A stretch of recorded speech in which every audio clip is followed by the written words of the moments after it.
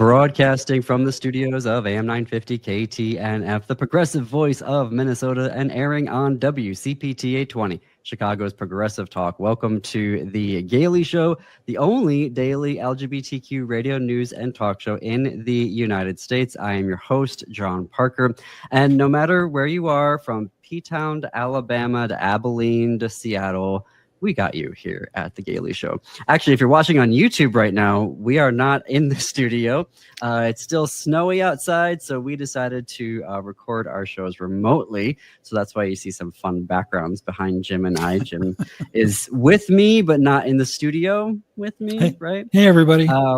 And for if you're on YouTube, click subscribe, click that like button, leave us a comment. We want to hear from you. All right, it is Friday, and we take this time at the end of the week to uplift culture and entertainment because LGBTQ artists and writers and filmmakers and theater makers are one of the most censored groups in America today. So every week we want to lift up their work, but we also have a special guest that's maybe outside of the realm of that, but more on that in a second. In the second half hour of the show, we are finally going to have a conversation about Buffy the Vampire Slayer on the Gellar Show. It's bonkers that it's taken this long because of how important that show is both to me and the queer community. And we have the perfect guest, Erik Fuhrer, who published a poetry collection titled Gellar Studies about, yes, Sarah Michelle Gellar, and also has a forthcoming memoir entitled My Buffed Up Life. In the second half hour, I can't wait to have that conversation. But up first, have you ever looked at a rock and said, I should climb that? Well, we haven't really talked about sport here on the Gellar Show, and that is something that we're going to start to rectify, particularly with the Olympics coming up here. So I'm very happy to introduce our first guest. Dustin Maudreau is the president and secretary of Out Climbing Queer Climbing. According to their website, OutClimb is a nonprofit based in Minnesota that is dedicated to making climbing accessible to as many trans and queer people as possible. Dustin is an American Mountain Guides Association certified single pitch instructor. Going to have to learn what that means. Wow. And also, they are a wilderness first responder certified through the Wilderness Medical Associates International. He has been climbing since 2012, began supporting OutClimb in 2019, and started serving in leadership roles in 2023. Dustin, welcome to the Gellar Show. Hello. All right, so I want to hear about climbing. Maybe first of all, like, what is the joy that we can get out of climbing? And then I want to specifically get into OutClimb. Like, how did you come to this sport? I found it a little bit by accident. I joined a climbing class while I was in college, and it turned out to be a guide course. So I went from not knowing much to knowing just about everything I could for that single pitch instructor you talked about. And then I've just loved it ever since. I always like being high up in the air. So. Okay, I've had one climbing experience in my life, and it was when I was working for a 7 & 4 News. This was in Michigan, and one of the journalists was doing a piece on a local, like a new rock. And it was an indoor space that had just opened. And of course, they decided, I was there as the camera person, and they were like, well, we should just send you up with a 40-pound camera. Oh my God. So they strapped me in, and up I went, and I had my feet like up against the wall, and I'm like trying to do this big, huge, for folks who've been in the business, these Panasonic cameras used to be huge. But anyhow, that's my only connection to climbing. I did enjoy it though, but I'm terrified of heights. Tell us then about OutClimb and what you're trying to do there to make the climbing experience inclusive for queer and trans people. So we first start out just making it accessible through the financial barriers. We have free or discounted climbing at all of our indoor meetups. So sometimes it's free the first time you join, sometimes it's always free. And usually that includes rentals. So you can visit our website for information on discounts for that kind of thing. But then we also focus on making the space itself inclusive to new climbers. So we have a small introductory lesson at the beginning of our bouldering project meetups, and we point out who can belay, which is providing a catch with the rope for new climbers, so that way they can join in on all the same routes that everybody who's climbing top rope can do. And then we also have information on our website before our meetups for like what the changing room situation is going to be like and the bathroom situation. And then also just any other questions you might have, we try to answer or are open for questions through email. In a place like Minnesota, you presumably climb indoors more often than outdoors. Am I right about that or no? We are in the shoulder season right now, but as soon as winter hits, we're going to be doing ice climbing. So we are doing 3 different ice climbing clinics this winter in every single one of Minnesota's ice climbing festivals. We have 3 ice parks, which is where they kind of trickle water down the side of a cliff face. Yeah. And then that provides a climbing space for you to practice with your ice tools and crampons. So 3 clinics in both January and February between those 3. Yeah. So it really is crampon. I was just going to say, it is year round then. I mean, do you ever take a month off, or is there something going on with the organization every month? We have 8 indoor events every month, and that's going to change a little bit at the start of the new year, where we're going to have 8, every single gym in Minnesota will have a meetup, but not necessarily every one of those gyms' locations. So we're going to have stuff at Vertical Endeavors in St. Paul, Bloomington, and Minneapolis, as well as Bouldering Project in St. Paul and Minneapolis, and then the Minnesota Climbing Cooperative and Big Island Bouldering. So there's a lot of events every month indoors as well. That's great. John, what were you going to ask? I was going to ask some gear questions. So did I hear Krampus? Is those shoes? Crampons. So crampons are the metal spikes that go onto the stiff-soled boots that you use to control your feet in the ice. And then you have your ice tools, which most people think of as ice axes. And that's what you use for your hands. So you're stabilizing yourself with your feet and then moving up with your ice tools and then bringing your feet up and restabilizing before you move your ice tools up. I actually have mine with me. Oh, for folks on YouTube, you can see. Wow. Wow. Wait, but there are still ropes involved. Yeah. So ice climbing's never bouldering. It's top rope. So the rope goes all the way down to you as the climber, up to an anchor, and then back down to someone who is controlling your fall if you were to fall. I see. And that makes it a very low risk way to try ice climbing. We're not sending you up on lead where you clip in as you go up, and if you fall, it'll be like a 10-foot thing. It's a gentle, like 1-foot fall at most in a stretchy rope. And how tall are these ice rocks? The only one that I know of offhand is I think sandstone is about 60, 70 feet in places.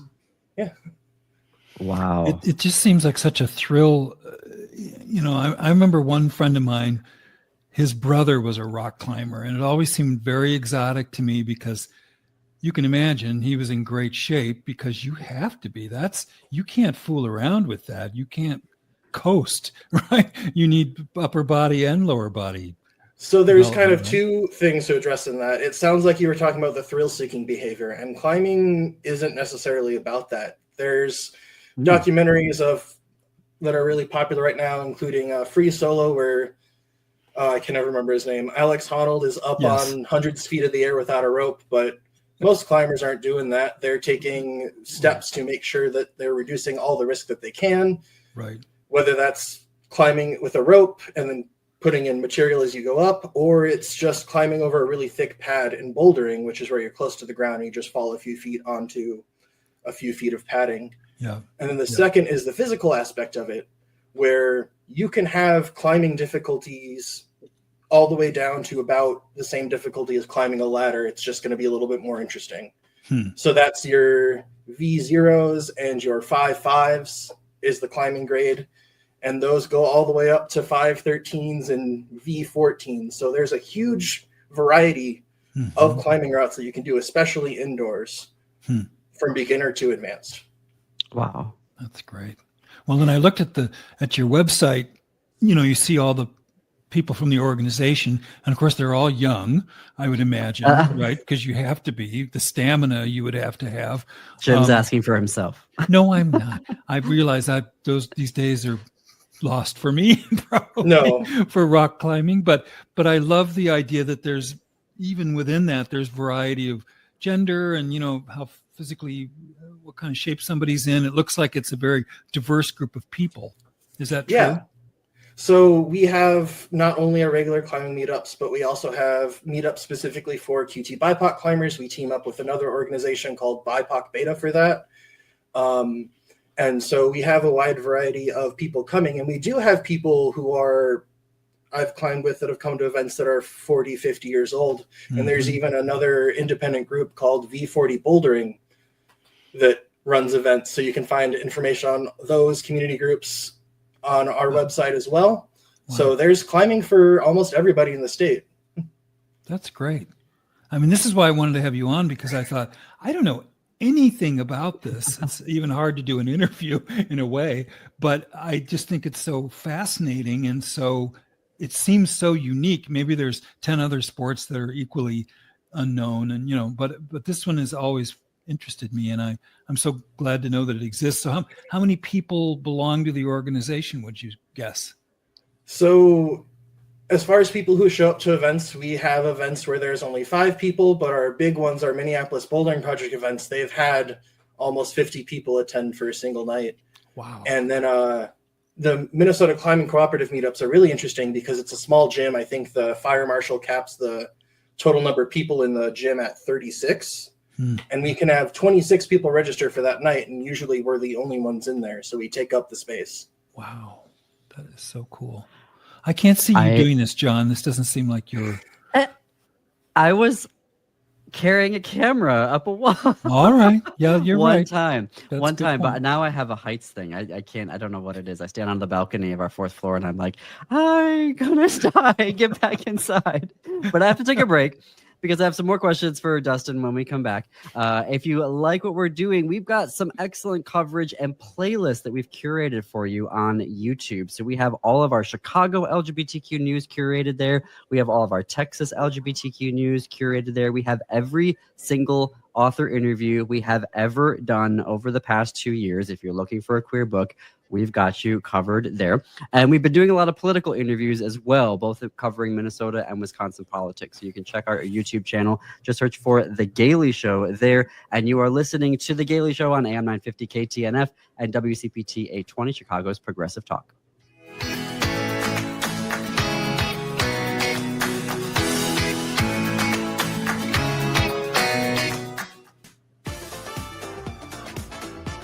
Welcome back to The Gailey Show. I am John Parker. We're coming up on the bottom of the hour.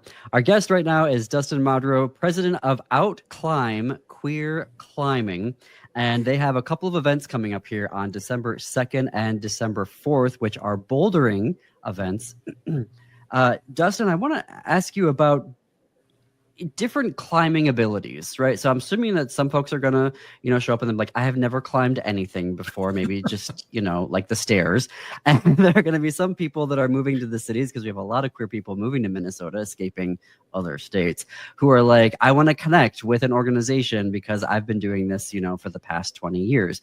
Talk to us about Outclimb's ability to host people of different levels of climbing.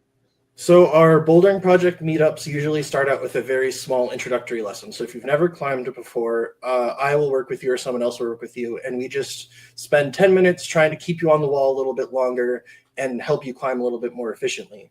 And then once we actually get out on the floor with everyone, you can be climbing something that's a beginner route, a V1 or a V0, and you could climb with someone that's climbing a V14 right next to you and then chat on the mats in between. You could get some help from the people who are climbing or have more experience than you do, or climbing the same route. And so you can like go up with a friend, like up a wall and chat with them. You're not chatting on the wall. You just get to relax on the mats in between. Oh, yeah. But chat on the wall. You can. I've been up on the wall encouraging people to come up and join me. So I would need a lot of positive affirmation about, 6 feet up. I'd be like, oh no, I've gone too far. I want to hear more about the creating a space specifically for queer and trans folks, because I think right now, particularly, we're all sort of hungry for their spaces because of what we're having to deal with in the world of, like, where can we be together with family? Where can we be with folks that are, part of the community? Can you talk about Outclimb's role in building community? So we focus on having social time outside of climbing that people can organize through like our Discord server, or even sometimes after events where there's a brewery right by a bouldering project that we'll go to. And then also just during climbing, we talk about risk management a little bit. And one of the overlooked categories is emotional risk. And so that's like, oh, I'm trying something new, I'm nervous, or if I don't make it to the top, I'm going to embarrass myself. But we have added like pressures in that category from a like cis heteronormative society. And so having a place where we can talk about harness fit without mentioning genitals, where we can talk about our movement in a way that doesn't mention parts of our body that we don't want to think about. And that can be really important in a space when you're developing something like a queer climbing community. I imagine also not having competition. Like, there's not medals involved. You're there to be with community and to climb a wall or a rock. Yeah. So whenever I participate in competitive sport, I always kind of feel like walking away that I let everyone down no matter how good I do. But with climbing, you're just on your own on the wall. Maybe you have a belayer cheering you on, but it's just you in the space, seeing how far you can go, whether that's physically or emotionally pushing through some fear, if that's what you're open to. It's just all about what you can do in the moment, not necessarily how you're helping or hurting a team. So for folks who are listening right now and they're like, okay, yeah, I'm going to this event on December 2nd or December 4th, walk us through for bouldering for a first timer. I think that the Bouldering Project meetups, the one on the 4th, are best for first timers. You walk into the gym, we kind of congregate around in the front, and then we move to a quieter area to do introductions. We have announcements if necessary, and then we have that small lesson I talked about, and then we go and climb. The climbing is probably about an hour and a half, even though the event is 2 hours. And a lot of that time you're just spending on the ground chatting with friends. And then when you want to make an attempt at a climb that you see that's interesting, you go give it a shot, come back down. You can talk about it with other climbers about, oh, I really like this move, or I don't know how to do this move that we've got on here. And then at the end, we wrap up. Some people will stay late. Some people will go socialize. But it's all about climbing and community. What is so there's moves involved? Oh, go ahead. Yeah, so as far as the moves involved, when you're climbing, you're focusing on keeping your body weight over your feet. And everyone thinks it's going to be a pull-up exercise, but a lot of that is keeping your arms straight until you move through something, and that's going to be coming out of a squat more so than pulling yourself up. And some of those moves involve balancing between two things where you've got a limb floating in the air and you're pushing down on stuff, or a hold that would be really great if it was straight up and down might be sideways and you got to lean way to the side in order to use it. So there's all sorts of different physical things that you're doing while you're climbing. It's not just a pull-up contest. And do you have to wear any particular thing when one shows up? Anything that you can do yoga in is probably good for climbing. Okay. I always say if you're going to wear something that covers your legs, that can be a good idea, because the walls themselves inside can be a little bit rough, almost like a well-used sandpaper in texture, just for the grip. And then if you need hearing protection, I would recommend that. In a lot of the gyms, they can get pretty loud. And then also a mask for COVID, or just the chalk dust floating in the air if you have a sensitive nose. For here, like the audio protection, like would that be like noise canceling earbuds, or are there like actual like headphones? Like whatever you would bring for your sensory needs is what I'm talking about for that. So if you want to wear some earbuds just to keep the loud roar of the gym out, or you can come to the Minnesota Climbing Cooperative events where it's really quiet inside the gym. Wow. And you said there are locations throughout the metro? Yeah, so we meet up at 3 vertical endeavors in St. Paul, Minneapolis, and Bloomington, starting at the new year. And then also bouldering projects in Minneapolis and St. Paul. And then Minnesota Climbing Cooperative is in Minneapolis. Big Island Bouldering is in Plymouth. Wow. And do you ever get like into outstate Minnesota, greater Minnesota? We have outdoor events. We've had outdoor events all the way up on the north shore of Lake Superior, where you have to lower climbers down over the lake and then they climb back up out of it, or Ooh. pretty close by Interstate State Park, where you get to Yeah. climb from the ground up the rock and then back down. By St. Croix Falls there. Yeah. Yeah, St. Croix Falls, Taylor's Falls. Yep. Oh, we drive through there like every We drive week. That's a through there. gorgeous Yeah. area to Yeah. hike. Well, the website is outclimb.gay. I want a .gay website That's our- address. Great Vice President Nickel is a web developer, so her personal website's like that, and she just gave it to us. So Good job. I love that. I love that. So outclimb.gay. We're including the link in our show notes and on our website. On Instagram, they are outclimb and MN rather. They're also on Discord, as Dustin said earlier. You can find an invite link to that on the website. And yeah, Dustin, thank you for joining us today. yeah, thanks for having me. Absolutely. And to remind folks, there are events on December 2nd and December 4th. Head to their website to learn more about that. We are going to take a break. When we come back, we're going to have Erik Fuhrer talking about Sarah Michelle Gellar and Buffy the Vampire Slayer. You're listening to The Gaily Show on AM 950 KTNF, the progressive voice of Minnesota, and WCPT 820, Chicago's progressive talk where facts matter.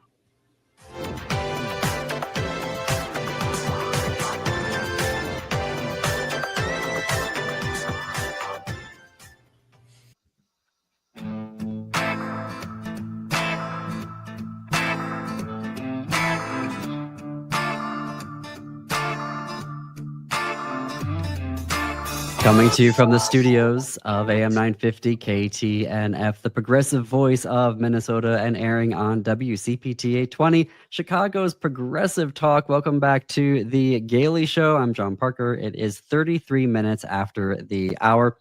Yes, at home today, if you're just joining in, we had snow, so we're doing this a little remote recording. Thank you to AM 950 for allowing us to do that. Also streaming on our YouTube channel right now, so if you like what we're doing, subscribe, click that like button, leave us a comment, let us know how you're enjoying the show. Okay, the time has come, folks. The long wait is over. Finally, we're going to talk about Sarah Michelle Gellar and Buffy the Vampire Slayer.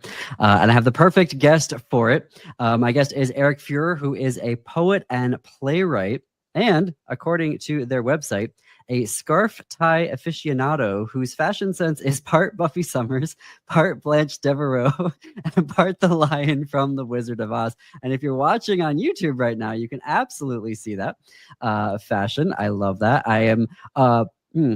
Erik is the author of 6 books of poetry and 1 play. Their most recent book was Gellar Studies. I'm holding up a copy of it here for folks on YouTube.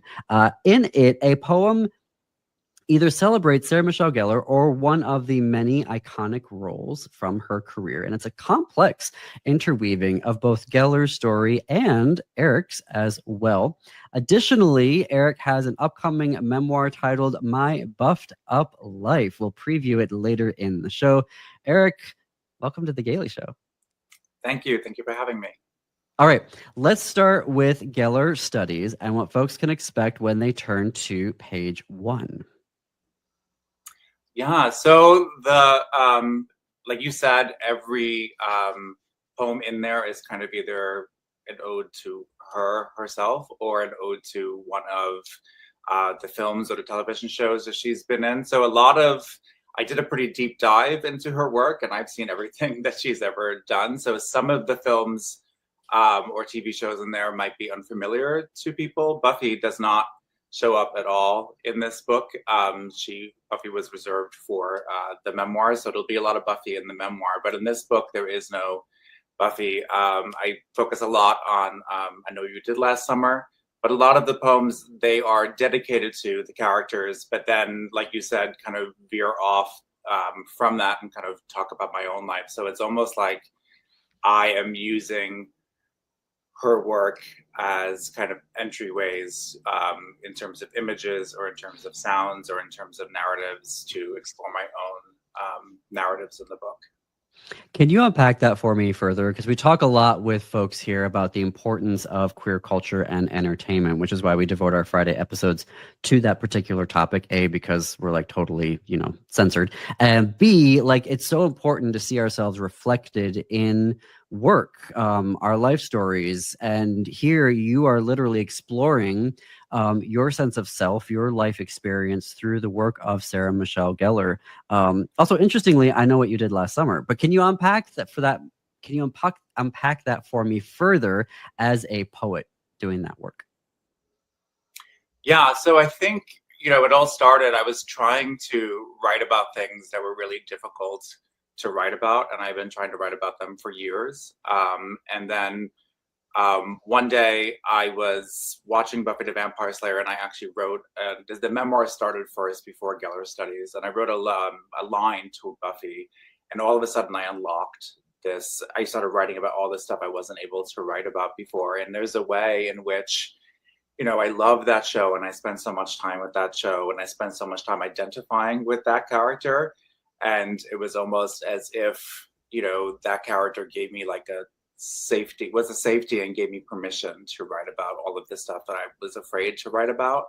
And then I had written the memoir first, and I was going to write like an academic book about Sarah Michelle Gellar, and then I started writing about Daphne Blake instead, and the purple boots, and how much I wanted to wear those purple boots, and that became, a poem about, joy, and about queer joy, and about, just affirming my identity and thinking about how formative her like fashion sense was to me forming my identity.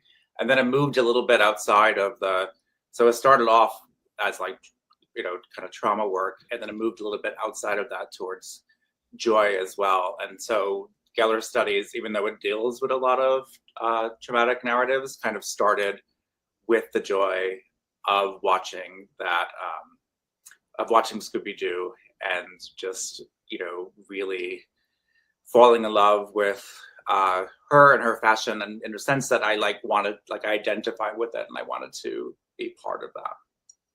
It's funny you say that, because I think about how that episode or about Buffy allowed you to sort of unlock something, and I think that's something I so appreciate about that show, was that it wasn't just a monster of the week, it was sort of a internal demons that we're dealing with on a weekly basis. But talk to me more about the exploring and writing through or about trauma, because I know that is a very, how you go about doing that can be very cathartic, and sometimes it can be like, like re-triggering. And I'm thinking about when I interviewed Carmen Maria Machado, and she's like, I wouldn't, like, In the Dream House, everybody loves In the Dream House, and she's like, I would never write that book again. Like, that was a one-time deal. I would never go back and try it. Like, and I'm like, oh, that is interesting, her perspective on that. Talk to me about your experience as a poet, as a writer, navigating and unpacking trauma in your work.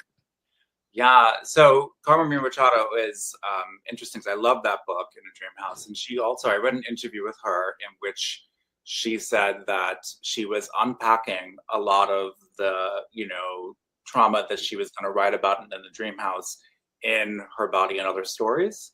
And that's a fictional book. And so she was talking about how she kind of had to explore it through fiction first, at least the ideas and the themes, and, think through it in fiction first before she was able to then talk about it as herself, and talk about the actual,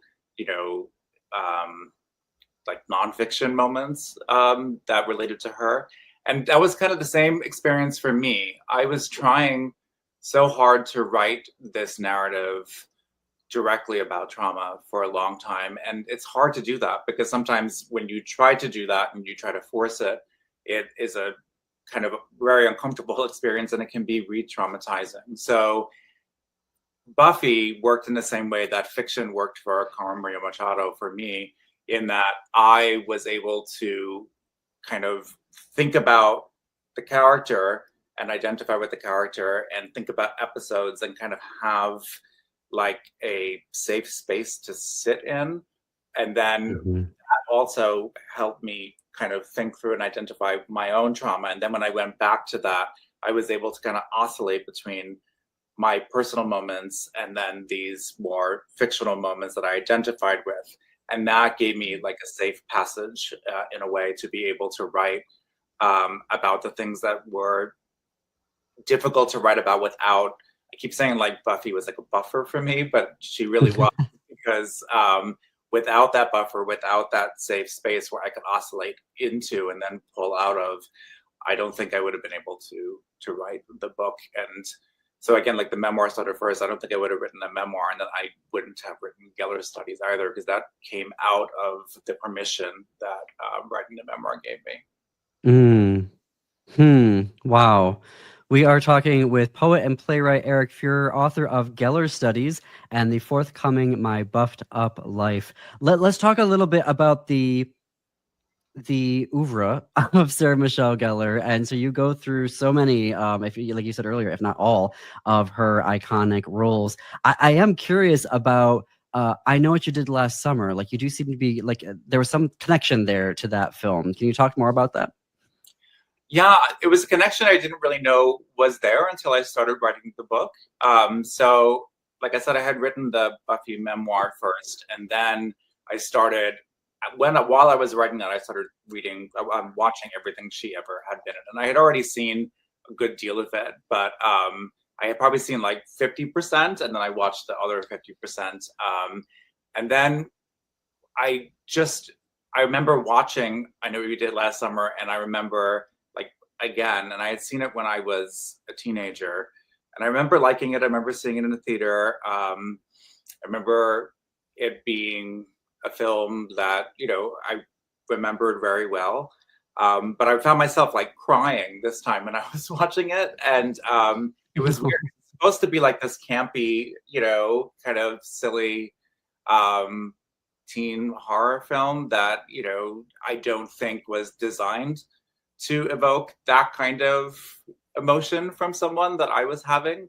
Maybe it was, but I just remember having such this over-identification with the character and skewing so hard towards the sadness in that character. And then Helen Shivers became the character that got the most poems in the book. So she closes the book, and then she gets 4 poems through it. And I realized how formative that film must have been for me. I don't know if I can quite understand exactly why, but I think it has something to do with, you know, me watching it as a teen, and there being a lot of, you know, my struggle with my gender identification during that time was pretty strong. And I think Sarah Michelle Gellar intertwined with that quite a lot for me. My, you know, love of her as an actor, and then also my quest to kind of figure out, you know, who I was, and that all kind of was coming together when I was watching that film. So I think it was a lot that was happening, but yeah, it was interesting to rediscover that, and I watched it like 10 times. The same reaction to it. That's the one I watched the most. That one and Cruel Intentions, I kept going back to. Can you give us a flavor of those 4 poems and the topics that you're dealing with? Yeah, so a lot of them are dealing with just thinking about her, like giving her character seriousness and giving her character, because again, I think it's, you know, kind of can be seen as kind of a silly, like throwaway kind of teen horror film. And so thinking about her character through, like really through the lens of trauma, really taking her character very seriously. And then also just, I don't know, like thinking about myself if I was in that position, because she like, sorry, this is like a deep dive because I'm so close to that movie, but I feel like thinking about her as like the final girl as well, even though she does end up dying, but thinking about her that as kind of a triumph in her resilience, and there's just a lot of poems that are just odes to that character as like a pillar of strength and a pillar of resilience. Something that I love about this book is the fact that you leave Buffy out of it. I think for Sarah, everything is just always Buffy, Buffy, Buffy. And here you're able to really look at her career. And it's such a personal way that you do it, which is really, it's really lovely. And so I highly recommend to folks that you get your copy. And we are including links in the show notes and on our website for how you can do that very simply. And when you're done listening and or watching, I have more questions for you. I'm coming up on a break here, and I have a nasty habit of asking big, huge questions and then going, and now we're going to break. So I'm going to hold that thought, and we're going to come back. Before that break, I want to talk to you all about checking out our GLAAD Media Award nominated podcast, This Queer Book Saved My Life. On it, I interview LGBTQ guests from across the rainbow about a queer book that had a life-saving impact for them. And then we bring in the book's author and we talk about what it took to write that book and get it out into the world, which, as you can imagine, are very wildly different stories. So you can listen to This Queer Book Saved My Life everywhere that you stream your podcast. You can also find it at thisqueerbook.com. Here at The Gaily Show, you can keep the conversation going. We are at thegailyshow.org on Blue Sky, where you can tell us about what you think about the show. I get lots of DMs from folks who have some thoughts, which I love. I will respond to all of them, so long as they're not, nonsense hate email or DMs. But yeah, you can find us there at thegailyshow.org on Blue Sky. You are listening to AM 950 KTNF, the progressive voice of Minnesota, and WCPT 820, Chicago's Progressive Talk.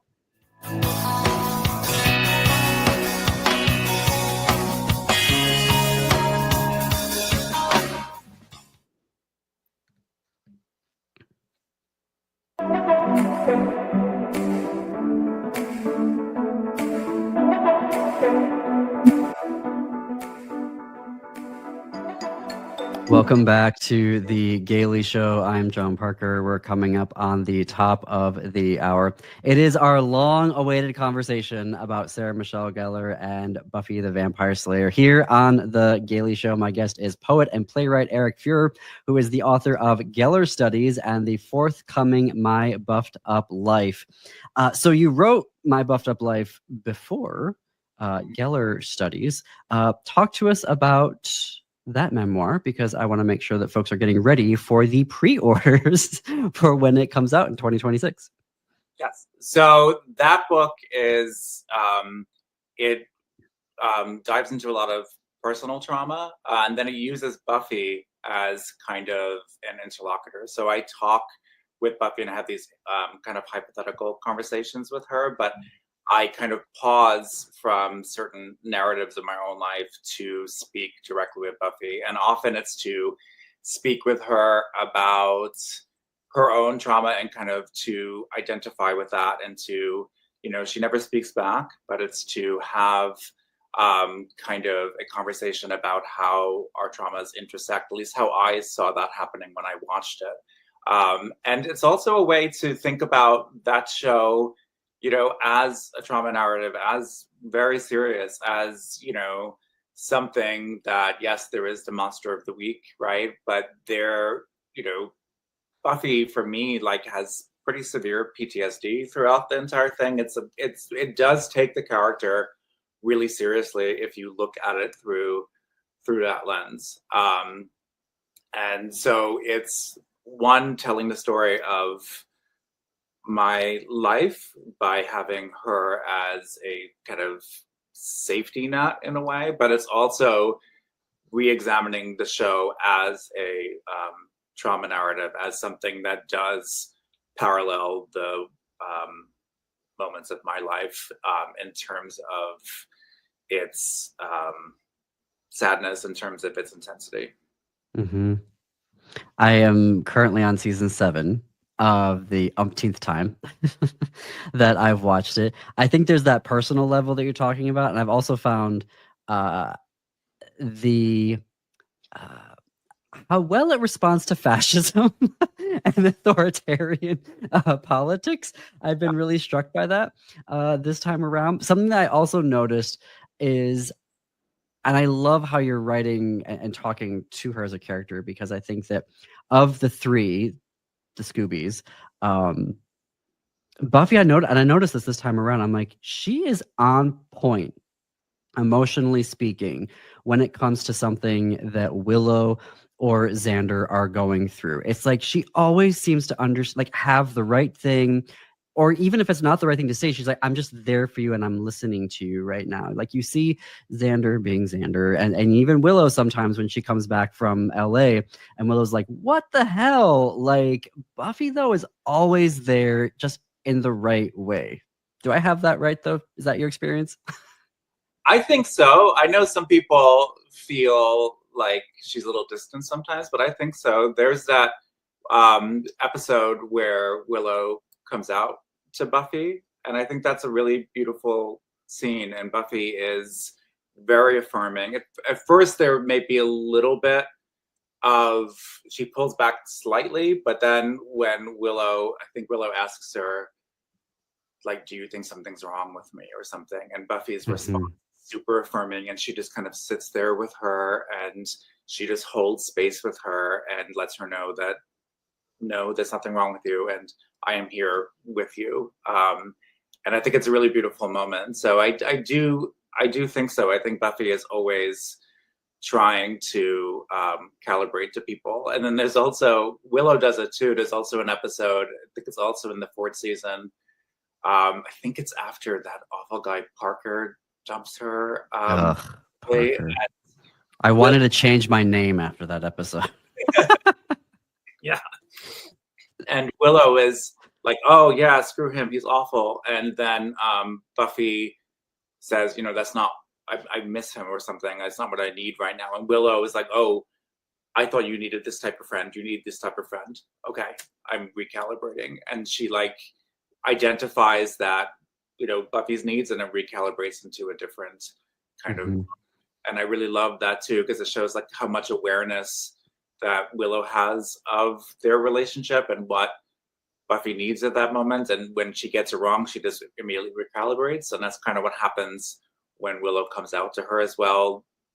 She says the wrong thing and then immediately recalibrates. And there's something about the way, people say the way you finish each other's sentences, that doesn't really happen, but it's the way they kind of are able to immediately switch and be there for one another. And I think that's always something that makes me feel warm while watching that show. And I think that's one of the reasons I keep watching that show, because as much as it is, I perceive it as a trauma narrative, I also perceive it as a narrative of deep care as well between the characters, which is, something I think we all want. To me, the coming out episode, which with Willow, lovely.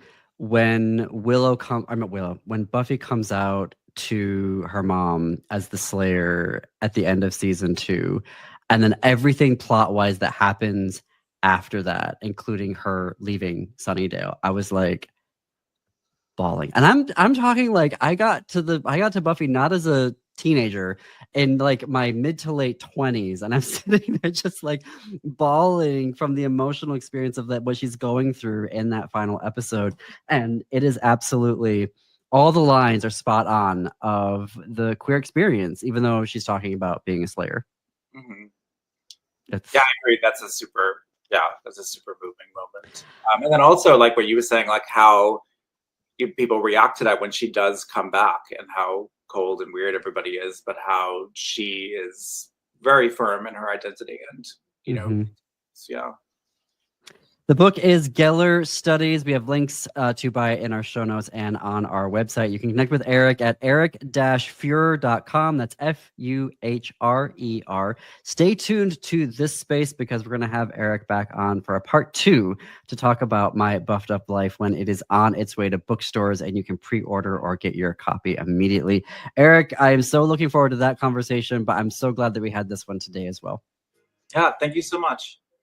All right, folks, on WCPT, for our Chicago listeners, it's Choose Views with Richard Chu. And up next in Minneapolis, it is the Matt McNeil Show. See you. Have a good weekend, and see you on Monday.